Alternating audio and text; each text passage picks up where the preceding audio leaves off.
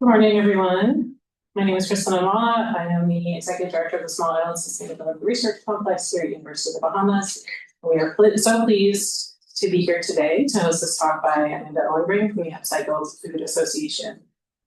Food waste is a critical issue in small islands and for the Bahamas specifically. We as a country are heavily reliant on imports for our food supply and therefore face issues with spoilage and sell-by dates. Our farmers face food waste due to growing conditions, retailer specifications, and storage, and we also deal with food wastage in restaurants and in our homes.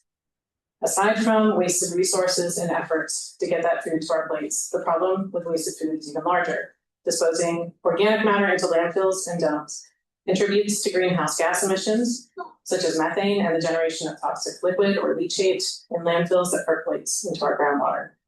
One method to address food wastage is through upcycled food initiatives. Upcycled Food Association is a global membership-based trade association founded in 2019 to unleash innovation to prevent food loss and waste across the supply chain. Through research, education, networking, and policy advocacy, UFA works to build a food system in which all food is elevated to its highest and best use. As CEO of Upcycled Food Association, Amanda Oenbring brings expertise in community collaboration, climate philanthropy, and global growth with a passion for movement building, previously scaling international membership at 1% for the planet and leading environmental nonprofit network expansion at Earthshare. She found the perfect blend of study across business, sustainability, and food via an MBA in Sustainable Systems and Sustainable Food and Agricultural Systems certificate from Bainbridge Graduate Institute, now the Presidio Center for Sustainable Solutions at University of Redlands, previously completing her BA in Communication Studies at Westmont College in California. Please join me in welcoming Amanda Oenbring, who will be talking about the what, why, and how of global upcycled food.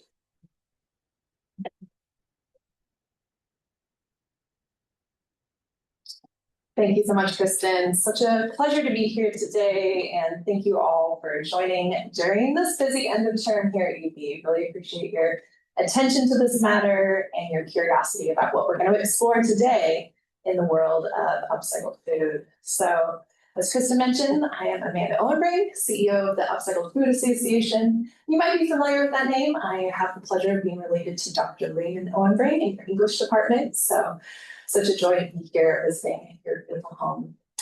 Coming from Oregon today, spending the last few days in this environment has given me so much perspective on why food waste is important in our global fight against climate change. You see it and you live it here, looking at the ocean beaches we've been exploring, the ocean plastic on those beaches, every item of food in your grocery store is thinking about where that's coming from. So thank you for sharing that perspective with me. And invite you to think about your local surrounding and your local systems as we zoom out to a more global view, talking about upcycled food today.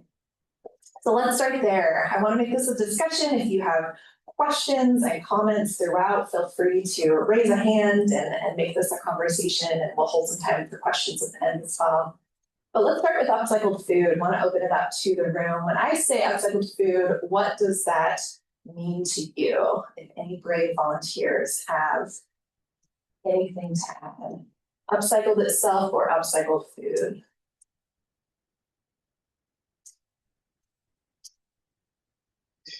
I think about dumpster diving, or like taking old food that otherwise would get thrown out and somehow eating it anyway. Dumpster diving, taking food that otherwise would have gotten wasted and eating it. Yep, good example. Turning trash to treasure. Trash to treasure. I love that.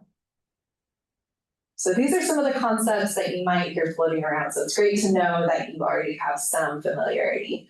The term upcycled itself comes with deep roots from the fashion world. So thinking about, the things, the fabrics, the clothing you wear and choose to wear, making sure those get put to their full life. But Upcycled Food Association got started 6 years ago, as Kristen mentioned, really looking at this concept of bringing upcycling, pairing it with our food system, because our food system is complex, global, so many different dynamics. We'll go into our history a little bit more later, but essentially in the beginning, we had a small group of mostly consumer packaged goods companies, CPG companies, all starting to do this thing and getting together saying, okay, let's do this not alone, let's do this together in a network, share resources, share best practices, and really turn this into a movement for change across the globe. So the first initiative was to come up with shared language. So that's the definition you see here on screen. We really determined with the players you see here listed, Harvard Law, Drexel University, WWF, NRDC, committing to 3 pillars of upcycled food. That upcycled food use ingredients that otherwise would not have gone to human consumption, are procured and produced using verifiable supply chains, and have a positive impact on the environment. So we'll dip into each of those a little bit as we go through.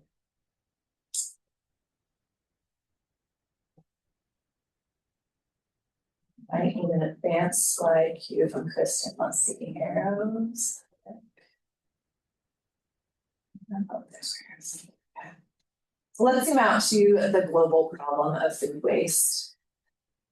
It is a massive challenge that presents massive opportunities. Globally, of all food we produce, 30 to 40% of that food is lost or wasted each year. And as you zoom into different categories of food, that percentage can be even greater. Fresh vegetables and produce, 45%. Our proteins can be up to 35%. And of those amount of loss and waste, that generates 8 to 10% of our global emissions that are contributing to climate change with a total cost of $1 trillion USD. So a massive opportunity in what is just simply going by the wayside. Why is that happening? Again, our food system is complex and there are so many different leverage points as we think about the journey of our food, from where it's grown and cultivated to how it ends up on our plates, nourishing our bodies. So this is just one little glimpse of thinking about food loss specifically. As you know, on farm, there can be so many different contributors. There can be excess and surplus that's left on field. There can be poor harvesting techniques that aren't fully extracting that value from that product. There can be challenges with transport or refrigeration, getting it to its point of sale or point of manufacturing. So thinking about all the different steps in the journey of our food and where are there opportunities to intervene. We are so grateful for a US organization called ReFed, who's really leading the data collection, at least in the US, looking at what are the causes and pathways of where food is currently going from its origination to where it is actually ending up at its end of life or consumption. So just as a reference point, in the year 2023, there was 73.9 million tons of surplus food in the US. And this infographic gives you a little idea of where that food loss and waste ended up. So as Kristen mentioned, food waste ending up in landfill is a massive source of not just greenhouse gas emissions, but particularly methane emissions. We know the short-term life and impact of methane is very detrimental to our climate. So thinking about that. And then why is that food ending up in these destinations? There's so many different dynamics when you think about the market forces. Is it just simply excess where there wasn't a contract or market to get, a product up to specification into actual products or food that people would be eating? Is it the manufacturing process? Is it the trim, the byproducts that are coming out of actually turning a food input into a food product? And then there is, who are the actors contributing to this food loss and waste? So you see a large percentage, 23%, in just produce only is on farm. So thinking deeply about that. Looking at, often you might assume that retail is a large player, but it's actually residential in our homes. So us as individual eaters and food consumers, what are we doing with the food we have in our cupboards, in our refrigerators, in our freezers, and on our plates? So really thinking deeply about that. Where we really focus at Upcycled Food Association is looking at this left-hand side of the infographic. What's happening on farm and what's happening in manufacturing, and increasingly moving into that food service space too. So we'll explore some of those solutions. But I want to make this, true to home here. These are a bit outdated, the most recent I can find, FAO statistics from 2014, but looking at, total food loss here where we are, 6% of total global. And, it's laudable, and you see this in everything arriving here, 80% of that being imported. There is, at least a decade ago, less waste going on here, so bravo for that, and really applaud each of you in making those decisions. Interesting to see that consumer waste statistic is still, very similar. And then thinking about, the logistics challenges of importing and where that food is ending at, 22% of that from handling and storage. Really what motivates me in beyond just the climate challenges that upcycled solutions provide, it's thinking about rescuing nutrition, right? When you think about the amount of calories that can be feeding people that need that food, these statistics right here tell that story really clearly. But let's zoom back out a little bit, and this is US numbers specifically, but when we think about all the different things we can be doing to stop food waste and stop food loss, upcycling from refed measurements is a top 10 food waste solution. So thinking about both the tonnage of food waste that can be diverted, the emissions that can be reduced, and it's such an important factor in food waste. So much of the food that's wasted is the embedded water within that food. So thinking about not just the water savings of how to grow and produce that food, but the amount of environmental impact that's embedded within that.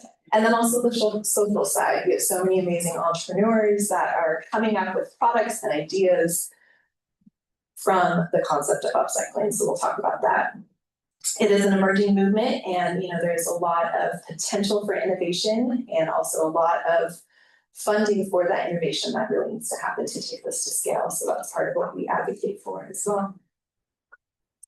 So that's us, Upcycled Food Association, and our foundation as well. We exist to accelerate the upcycled food economy, to unleash the innovation that is stopping food waste. We do so by working with members all across the supply chain. So we have a wide variety of members from 14 countries globally, and these are some of their stories that I want to help bring this concept to life. So we have a lot of folks in our network working on kind of the first example mentioned, taking things that might not be those beautiful items and making sure they get into products. So ugly upcycled peaches, right? Thinking about your peaches or your fruit or your vegetables that are being harvested that aren't that perfect grocery store specification. They're still full of nutrients, full of value. The second example here, brew biscuits, is using spent brewer's grain. So you think about the beer making process and the grain that comes out of that, making sure that fiber and those nutrients get into products. In this example, as a pet product, and that's a really fast growing area. And then back to those fruits and vegetables, upcycled tomato ketchup. So you're thinking of those tomatoes that aren't perfectly, size, color, shape, make a great ketchup, make great sauces and stews. And then there's a couple different avenues of upcycling that I think is really fascinating. The product up on the top left, looking at grain harvesting byproducts and side streams. So in this case, wheat stalks being turned into a probiotic fiber that can go into other products. The middle example, blue stripes cacao water. We have a lot of members working on taking the fruit from other agricultural products. So you think about the coffee you're drinking in the morning, that has a coffee cherry around it, so the cascara. So taking that and making that into nutrition and additives and other products.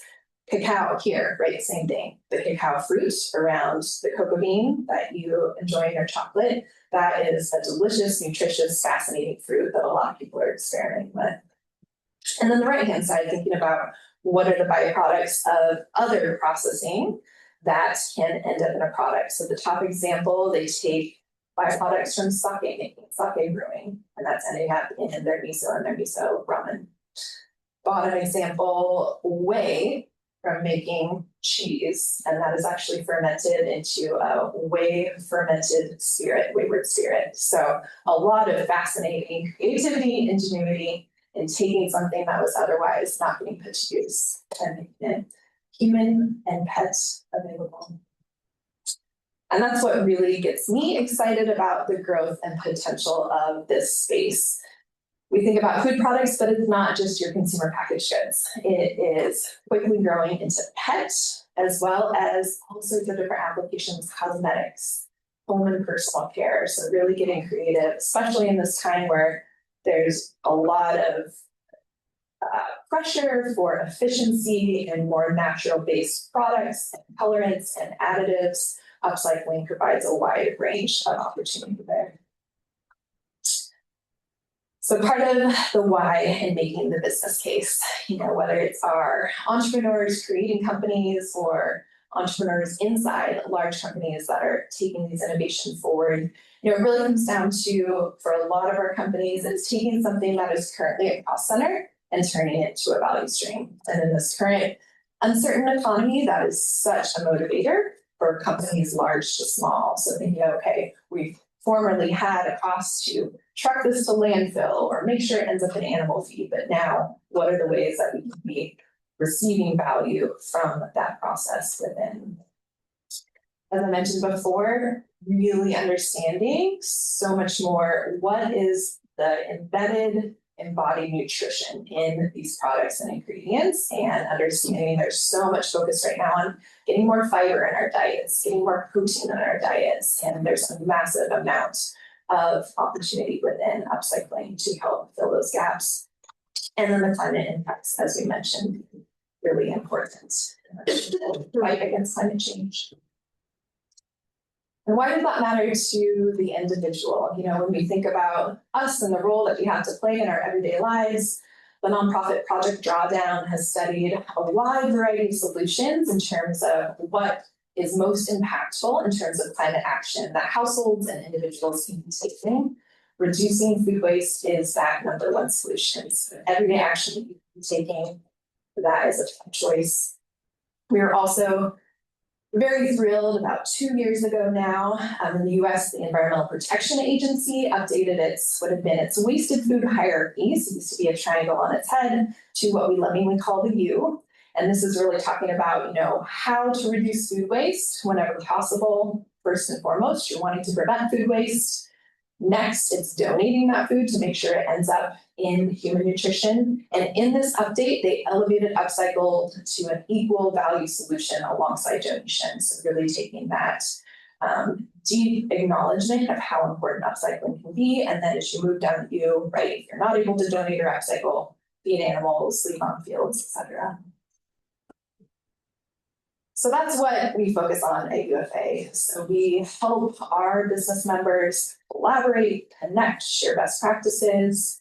We work on education, both in making the term upcycled food more well-known across the globe, helping advocate for policy whenever possible. And more, we are bringing a research focus into our work, and I'm excited to share a little bit more about that. We do so in collaboration with a wide variety of members working in such a fascinating array of applications. So some member names you'll see here on screen. I invite you to check out their stories. Just mentioning a few, Del Monte is a multinational food company you might be familiar with. They've upcycled both their upcycled green beans, taking green beans that aren't specifically to spec, putting them in a canned product, perfectly good green beans. As well as recently, they expanded upcycling into their boba tea product. They realized they had all this fruit juice that was coming from transporting fruits to be canned, and taking that fruit juice was just going to waste. Now that fruit juice is going into their boba tea product and making sure it ends up in nutrition. We'll share some of these other member stories. Want to give a celebration to a member OFI, OLM Food Ingredients. They just won the Sustainability Award at the biggest food trade show in Europe last night. And part of what they're working on within their upcycled portfolio is upcycling cascara, so that coffee charity fruit that I mentioned. So just a couple examples of how our members bring this to life in some fascinating ways. So one of our original founding members, Matriarch Foods, founder Anna Hammond, has been a guiding light for this movement. And her products really focus on looking at, in this geographic example, this is the California Bay Area, and looking at where is the leverage point of where we're eating food. So where can we get upcycling into our consumption that can really have the potential to scale?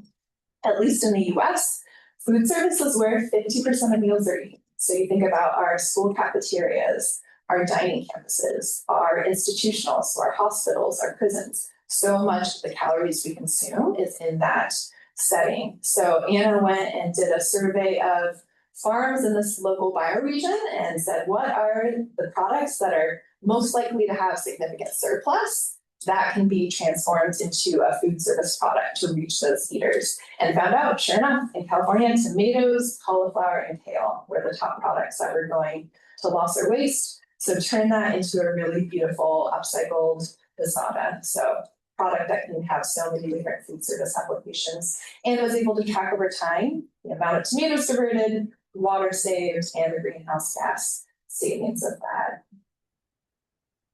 Another fun example in our backyard, being that we're from Oregon, although they sell more broadly in the US than Oregon, Salt and Straw is an ice cream company. And every Earth Month in April, they do an upcycled food series. So taking an ice cream base and integrating upcycled ingredients to make some really beautiful collaborative flavors. So thinking about Ugly's potato chips. So taking ugly potatoes, turning them into a delicious chip. And then Renewal Mill takes okara, so the pressings from making soy milk or soybean products. That is the input for a brownie base. So brownies, potato chips. And then thinking about the bottom example here, Evergreen is a company that came out of AB InBev, so the multinational brewing. And that is actually coming from the brewing process. So that as a base for us, sourdough, olive oil, chocolate. So some really beautiful and delicious possibilities for what upcycling can be. So a little bit about what we do and how is it unique. It's really fascinating to be drawing from a global membership. So people based in all sorts of countries at all sorts of spots of the supply chain that have really unique but also common dilemmas that they're trying to solve, to do that together. We really focus on, as much as we can, being the voice for the movement. So that consumer education. We celebrate Upcycled Food Month every June, so really helping elevate both the volume of what upcycled awareness is, as well as the volume of sales, and really paying attention to the movement is driven by building the market. So really having that as our driving force. And whenever possible, we try to be a collective voice for our members in moments of policy. In the US recently, in the last year and a half, there was a draft food waste strategy that came from the US administration. We compiled voices and opinions from our members, submitted comments into that policy that is now a published national policy in the past. And then it's especially exciting for me to be in this setting, and that academic participation is where we're really leaning into this next chapter of UFA. We have had 2 cohorts of research fellows from all around the world, specifically studying both qualitative and quantitative aspects of upcycling. And we decided this June in Upcycled Food Month to solidify that into a global scientific research community. So now we're bringing together students and scholars from so many different perspectives, and being that we're a global network, bringing them together in a virtual space. So we've had now 2 virtual scientific research symposiums, 2 days apiece, and it was so fascinating to hear from perspectives across Europe to South America to Australia, US and Canada, really deep diving into both what is the innovation and where is the science taking upcycling, and what are the gaps in knowledge that we all can be sharing and working together to fill. So this is a little bit about our journey to get to this point in time. As I mentioned, small beginnings by a group of companies coming together, defining upcycled food, and then another key moment to be aware of as you think about upcycled food out in the world is we did help create and launch upcycled certifications. The actual mark you see out on store shelves, on products, that is the stamp of approval that that product has been certified upcycled. That certification launched in North America in 2021, and then it's grown globally since then. And we'll spend a little bit of time looking at kind of the impact and growth of the certification. We had worked closely with the company Where Food Comes From as our certification verifier after we launched certification, and they actually acquired Upcycled Certified. So now the mark lives within their family of standards. So companies that want to have a product or ingredient certified works with Where Food Comes From directly.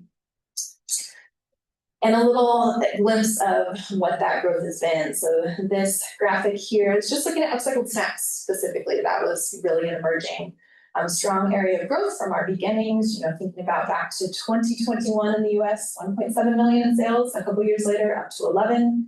And then, looking at the category as a whole. So this is certified upcycled products in the US as of 2024. That growth has been to over 64 million in product sales and growing since then. And this is just a little glimpse of what that impact has been. So since certification launched in 2021, they've had over 3.4 million tons of food waste certified diverted, ranging 800 products and ingredients from over 100 participants across 12 countries. So really excited to see that be a global number and the growth in those global numbers. It's so fascinating to see where those growth areas are. As I mentioned, pet products actually came to be the fastest growing segment this year, followed by snack foods, always strong, and then fruits and vegetables, as well as the upcycled inputs. Spent brewer's grain, cacao, peas, a lot of those going into those pet products that I mentioned as well.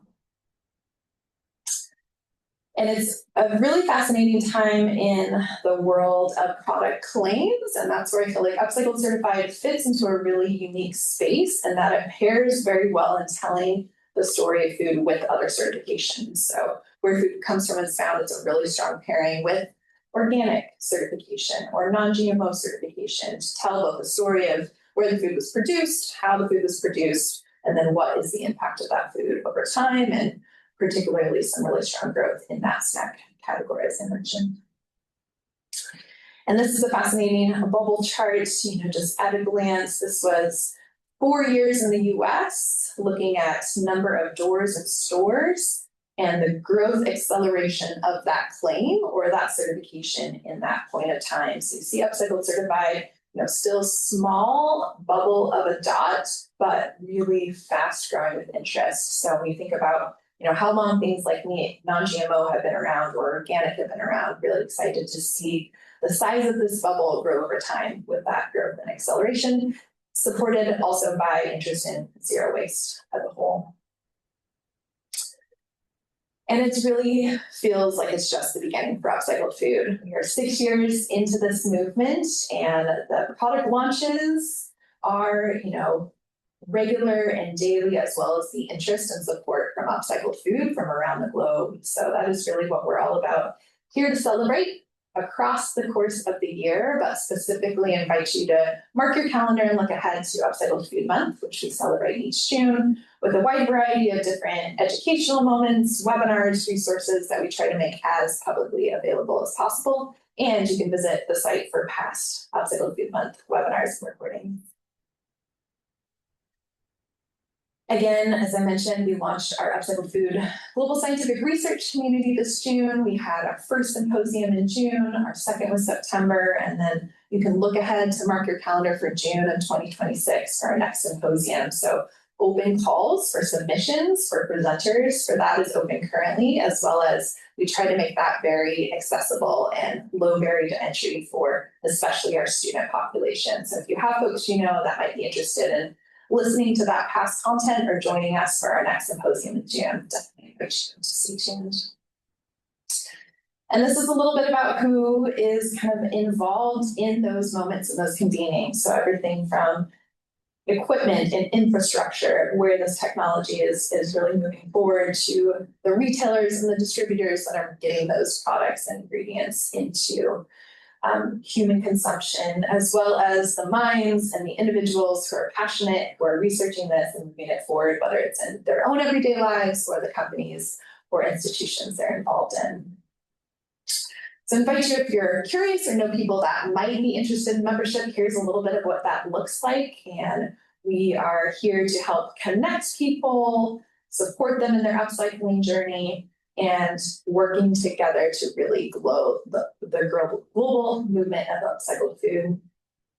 Our membership is low barrier to entry, especially for students. We try to make that very accessible. So our student membership is $50, our individual membership $100, and our company memberships start at $500 and up based on revenue. So if you're curious to learn more, please reach out. I'm happy to share. And if you're just curious to follow the movement in general, we have a public newsletter list. I invite you to get on that, and we share the highlights and the headlines and the moments of celebration and opportunities in a public facing newsletter, typically about once a quarter. So I invite you to visit our website and sign up for that. If today has made you hungry to learn more, explore our website. We have all sorts of resources and recordings from past convenings. This was one example of those where we were celebrating our 5 years as an organization, exploring a really wide range of topics, and those recordings are all publicly accessible. So click in and continue learning. I want to thank you for your time, your attention, your interest in learning more about upcycling, and invite you to continue to eat up, continue using the terminology to share the awareness with those around you. And thank you for this opportunity. We'd love to open the floor to questions, including online if there's questions.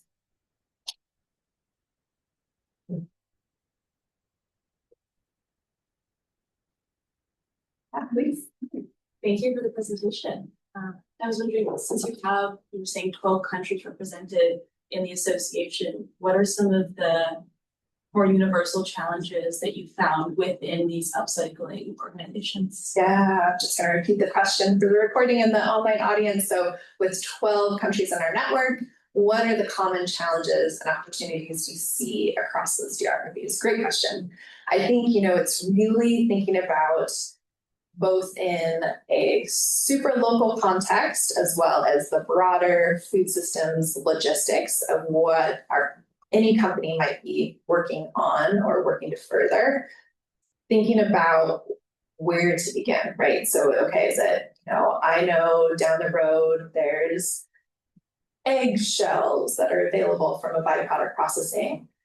So many of these products that have upcycled ingredients have dynamics around them where it needs to be stabilized and it needs to be captured. So that's part of what we try to bring that resource list to is, okay, are you looking at infrared drying? Are you looking at dehydrating and milling? What is that stabilization that you can take to make sure that upcycled input is being safely and efficiently captured so it can then go into its next highest and best use? So I'd say that's a common thread of making sure that innovation is known and accessible for that capture. And then making sure, especially for folks that might be creating a product around an upcycled input, just the availability and consistency. So, if we all know in the foods we purchase and consume and enjoy, it's got to taste good. And as much as possible, be cost effective and affordable. So making sure the steps along the way to create that product are meeting those marks, both in taste, in quality, nutrition, and then cost. Great question. Thank you. Question online. Yeah, question online. Just gonna have Kristen help me quote it.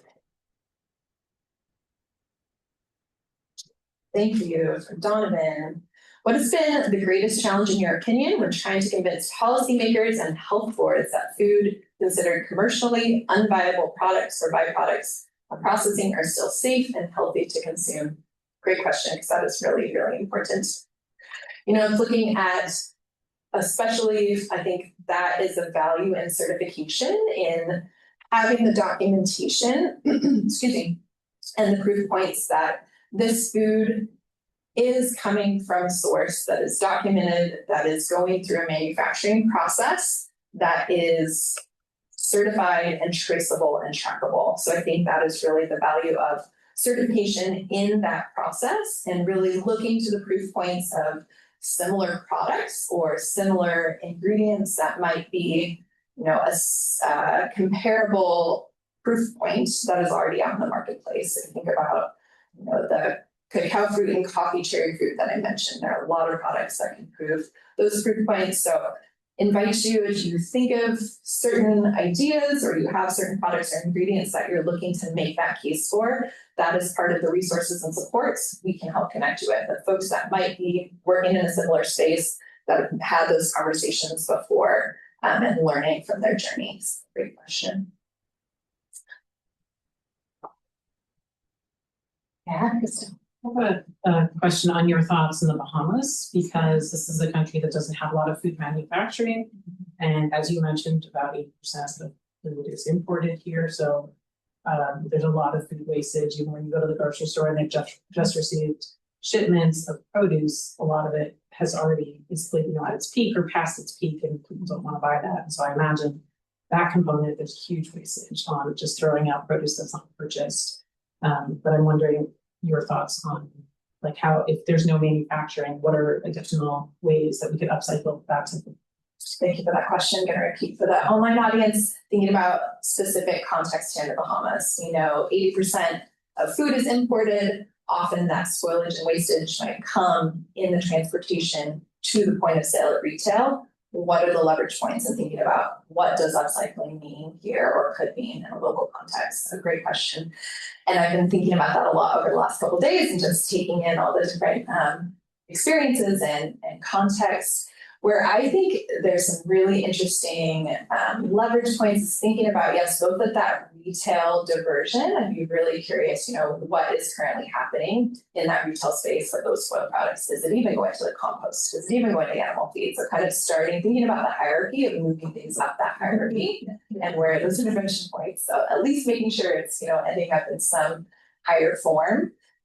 And then honestly, the business opportunity of what are kind of those lower value moments going into things like pet products or animal feed. I think that can be a really important diversion to think about.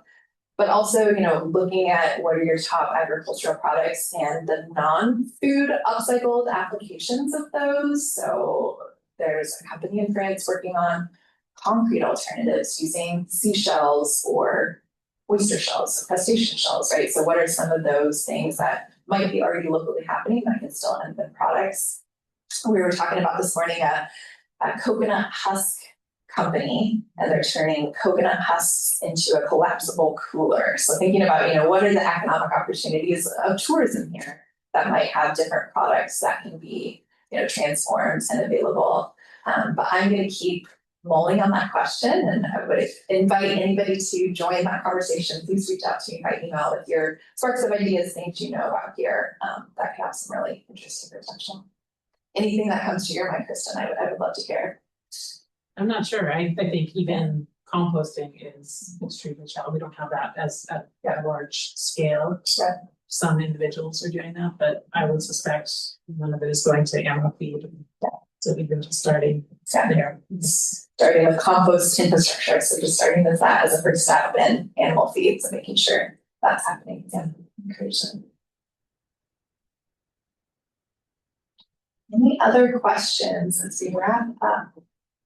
Or ideas? You're appealing to these food conscious consumers, and how do we connect that with brand Bahamas? Yeah. Like, being fancy, because we want to be fancy. That's where you can charge good money for things. So appealing to conscious consumers, and how can that tie to the elevated experience of the Bahamas? Exactly. Great question. Yeah. I think what's really exciting to me, and thinking about, the economic generators that are here, the food service space has so much potential and so much growth there. So I think really getting your culinary teams, even if it's your campus culinary team as kind of the case study, excited and interested. So many chefs and so many kitchen teams are already upcycling. They're just not calling it that, right? They're thinking about their trim and their byproduct and how they're putting their menus together when you have to be using everything that you're bringing into your kitchen really carefully. And there's some great products like that facade I mentioned. We've got another company that is doing a blended beef burger. So taking kind of the seconds and the trim of broccoli and cauliflower and your kale, and instead of having a veggie burger, you're having a percentage of meat burger with a percentage of veggies in that. So just those moments where it's like products or ingredients consumers are already going to want to buy, and just having it be that step of differentiation, especially for younger demographics. It's that novelty, it's that curiosity that is really driving a lot of this purchase behavior. So I think getting your culinary folks in the Bahamas inspired as that leading edge would be something I recommend. I suppose as a colonial legacy, we have an atmosphere of mistrust in workplaces, as in, I can see grocery stores saying, oh no, we're not gonna do that because that will just encourage the workers to spoil food. Yeah. And like, we have everything tied down, anyway. Yeah, and the atmosphere of trust, if we're making sure that we're bringing attention to food waste, is that encouraging and increasing the behavior versus the other way? Yeah, I think, it's, I'd be really curious what your food recovery infrastructure is here, right? Where, zero. Okay, so that's a great place to start. Yeah, and thinking about the real term impacts. I know Dr. O shared some stories about landfill fires, right? So thinking about just telling the story right there of how much of the food ending up in landfill is having an impact, and that impact is the fires burning in your backyard, right? So kind of telling that story and connecting those dots. From the broader perspective of this local community. What does that mean for me? What does that mean for my neighbor? What does that mean for beyond that for folks that are coming here and experiencing? I was just gonna share it. Now I can't remember. When we went to the Sam's Brewery, they do save their grain and they give it away, and I can't remember for what purpose. Fertilizer. Yes. Okay. So there's something happening. Yes. That sounds like That's a great story. that's Upcycled, right? Yeah. Yeah. I mean, so the example was Sam's Brewery Yeah. In Grand taking their spent grain in Grand Bahama, and it's getting put to use after Yeah. the brewing People process. just pick it up. Folks can come pick it up and use it as an amendment and fertilizer. So that's a great example, right? And then thinking about, okay, is there, an animal feed next step to that? Or is there, a capture of that value that can then be put into a product that is really unique to that company's story? So yeah, it's exactly those kind of parts. Great example.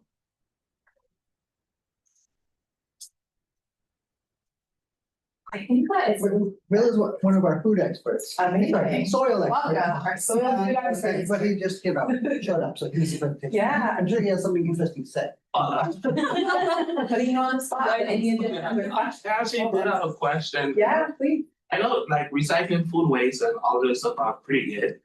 But I always wonder, and I don't know if you guys notice as you drive around Nassau now, that they sign where they're gonna recycle these Christmas trees. And these plants normally accumulate different pollutants and stuff. So if you mulch it and then you just take it to your garden, what is your view about that? Like, yes, it's good, it's adding nutrients, but it's also adding another element that you may not, is not beneficial at all. Yeah. It's a great example in the room of Christmas tree recycling and drop-off points for making sure that's getting put back into the soil. But we come from Christmas tree country in Oregon, and we know those trees get sprayed with a lot of things that you might not want ending up in your soil. So I think it's having that full systems view to think about, yes, you don't want those to end up in landfill. Maybe you don't want them in your home backyard garden, but is there some other way of composting them and having them applied in your national park, right? Where it's not going to be a food source, or, ending up in some other form where it's not going to be directly impacting that human input. And so I think that's a great systems level design challenge. Thank you, Ray. On the spot. I love it. Well, thank you all for making this a really juicy discussion. Invite you to continue simmering on these concepts as you think about what you're putting on your plate, what you're picking out at the grocery store, conversations you're having about food in your everyday life. And please do keep in touch. Really excited to see the Bahamas continue on an upcycling journey. And I'm here to support, so don't hesitate to reach out. You had 26 online at one time, so. Great. Thank you very much to Amanda Oenbring for joining us. Thanks to all of you as well for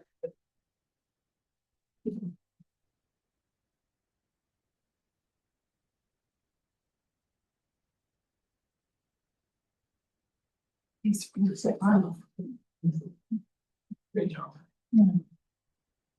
So fun to do this in person.